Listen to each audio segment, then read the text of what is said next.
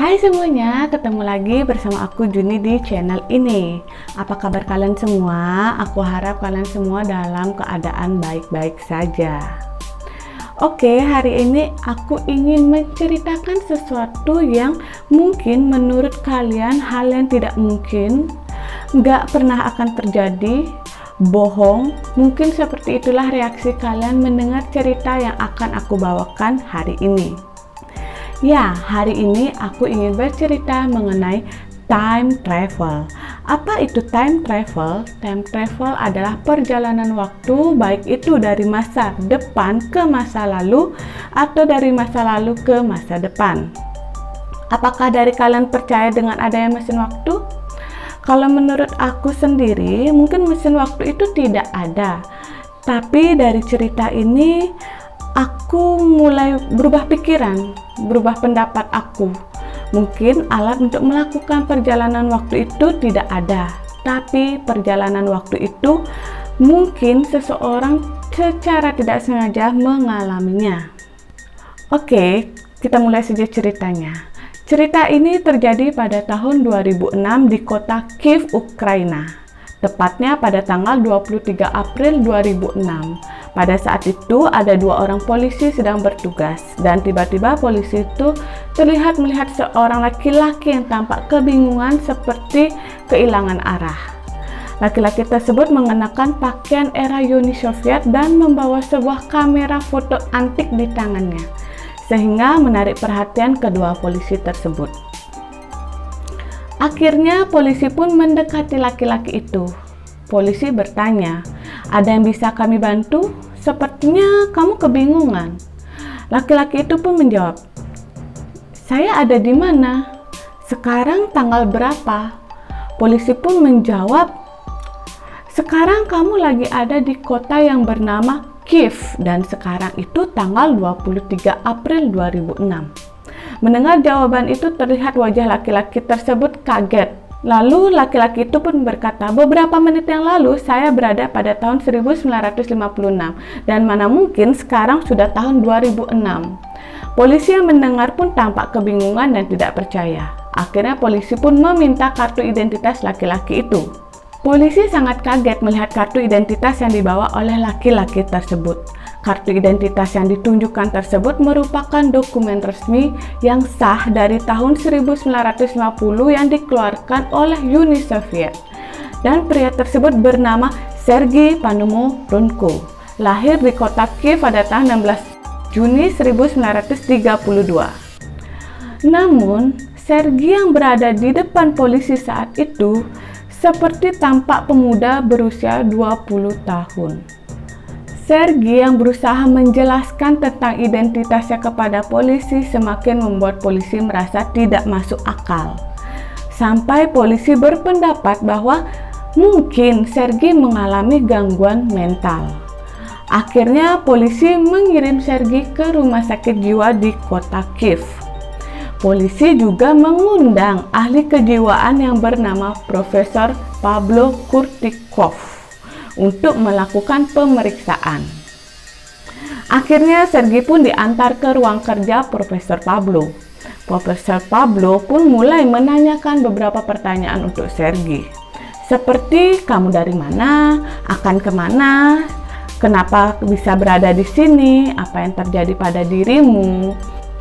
Akhirnya Sergei pun menceritakan pengalamannya, bagaimana bisa dia datang dari tahun 1958 ke tahun 2006 dalam sekejap. Sebelumnya dia berada di kota Kiev, siang itu dia sedang berjalan-jalan bersama tunangannya bernama Valentina Kuris, sambil mengambil beberapa foto bersama tunangannya. Karena merasa cuaca sangat cerah, akhirnya dia mengambil beberapa foto lagi. Tetapi baru beberapa kali kaki melangkah, dia pun melihat ada sebuah UFO. Dengan cepat dia pun mengambil gambar UFO tersebut. Tiba-tiba dia sudah ada di tahun 2006. Profesor Pablo yang terlihat tidak percaya dengan yang diceritakan oleh Sergei, akhirnya Sergei pun berkata kepada Profesor, "Kalau tidak percaya, bisa periksa klise foto pada kamera saya." Karena profesor tidak mengerti mengenai kamera, Profesor Pablo pun mengundang seorang pakar fotografi bernama Vadim Vosner untuk membantu memeriksa klise film pada kamera Sergei. Vadim Vosner terlihat kaget melihat klise dan kamera tersebut. Ia pun mengatakan bahwa produksi film untuk kamera tersebut sudah dihentikan pada tahun 1970-an dan model kameranya adalah Yashica Flex yang diproduksi oleh perusahaan kamera Jepang Yashimada. Sedikit susah mendapatkan kamera tersebut dengan kondisi yang masih bagus di tahun 2006. Dan film Sergei yang tahun 1958 dan dicuci cetak pada tahun 2006 masih saja terlihat baru tanpa ada kerusakan, membuat pakar Vadim heran. Dia tidak dapat menjelaskan fenomena ini. Setelah klise foto tersebut dicuci cetak, ternyata beberapa foto yang diceritakan oleh Sergei pun ada, yaitu 1. Foto UFO, 2. Foto Sergei bersama tunangannya Valentina Kuris. Dan pakaian yang dikenakan Sergei dalam foto sama dengan pakaian yang digunakan pada tahun 2006. Dan pada tanggal 25 April 2006, Sergei kembali ke kamarnya setelah berbicara pada Pablo untuk terakhir kalinya. Tidak lama setelah Sergei masuk ke dalam kamarnya, staf medis tidak menemukan Sergei dan dia telah menghilang. Lalu polisi pun memeriksa rekaman CCTV dan menemukan bahwa Sergei tidak pernah keluar dari kamarnya sejak terakhir kali dia masuk.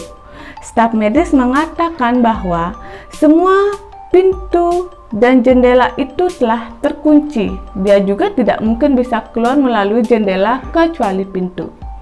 Tetapi yang pasti adalah Sergei tidak ditemukan lagi setelah memasuki kamarnya. Orang-orang menduga bahwa Sergei telah kembali ke usianya dan pergi ke masa lalu. Polisi yang merasa kebingungan akhirnya memutuskan untuk mencari mantan tunangan dari Sergei, yaitu Valentina Kuris. Setelah polisi mencari keberadaan Valentina, polisi pun menemukannya. Ternyata dia masih hidup dan saat ditemukan ia sudah cukup berusia, yaitu 74 tahun. Polisi pun bertanya, apakah ibu bernama Valentina Kuris? Apakah ibu kenal dengan Sergei Panomurunko? Wanita itu pun menjawab, iya, saya Valentina Kuris. Sergei Panomurunko adalah mantan tunangan saya yang tiba-tiba menghilang. Polisi yang mulai bingung dan aneh akhirnya menunjukkan sebuah foto. Apakah ini Sergei Panomurunko? Wanita itu menjawab, iya, itu Sergei Panomurunko. Wanita itu pun bertanya, di mana mendapatkan foto itu? Karena foto itu asli. Polisi pun bilang, beberapa hari yang lalu kami bertemu dengan orang ini yang mirip dengan orang yang ada di foto ini. Valentina yang mendengar itu tampak tidak terlalu terkejut dan dia pun menjawab, oh, ternyata apa yang diceritakan bukanlah bohongan. Polisi yang mendengar itu semakin bingung dan Valentina Kuris pun mengeluarkan sebuah album.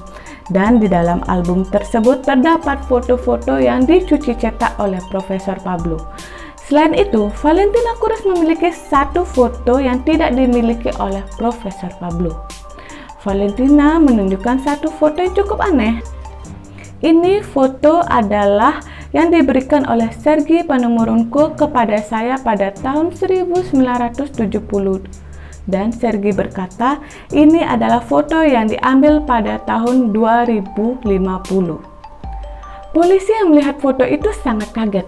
Bagaimana bisa seseorang mengambil foto di masa depan yang banyak gedungnya di tempat yang sama? Lalu polisi berpikir, ini kasus yang hanya kebetulan saja. Tapi polisi tetap merasa aneh. Akhirnya polisi terus melakukan penyelidikan dan polisi pun menemukan bukti lainnya yang membuat polisi tampak bingung. Bukti tersebut berupa file rekaman siaran radio tahun 1960 yang membahas masalah fiksi ilmiah. File tersebut disimpan di Arsip Nasional Kiev. Dalam rekaman wawancara tersebut, Sergei mengungkapkan kemajuan teknologi yang dialami dunia 40 tahun kemudian. Kemudian dia menyinggung soal microwave, jadi di masa depan orang tidak perlu memasak menggunakan api, tapi dengan listrik. Di masa depan semua orang akan membawa HP dan akan ada jantung buatan. Alat pacu jantung yang digerakkan dengan tenaga baterai. Padahal pada tahun 1960, profesi medis belum muncul pada era Uni Soviet. Bahkan dokternya saja belum pernah mendengar mengenai jantung buatan.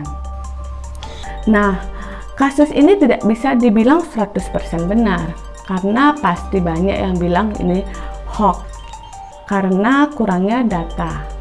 Tapi aku masih bingung, kalau ini sebuah kebohongan, bagaimana bisa Valentina Kurus yang masih hidup ini mengenal baik Sergei Panomurunko? Terus bagaimana bisa polisi bertemu dengan Sergei Panomurunko dengan identitas yang dipakai saat era Uni Soviet, dengan kamera lama yang masih terlihat bagus dan menghilang secara tiba-tiba setelah 2 hari? Oke, menurut kalian semua, apakah perjalanan waktu itu mungkin terjadi? Atau ini hanya kebetulan saja? Sampai di sini dulu cerita hari ini. Dan jangan lupa like, share, comment, and subscribe. Makasih.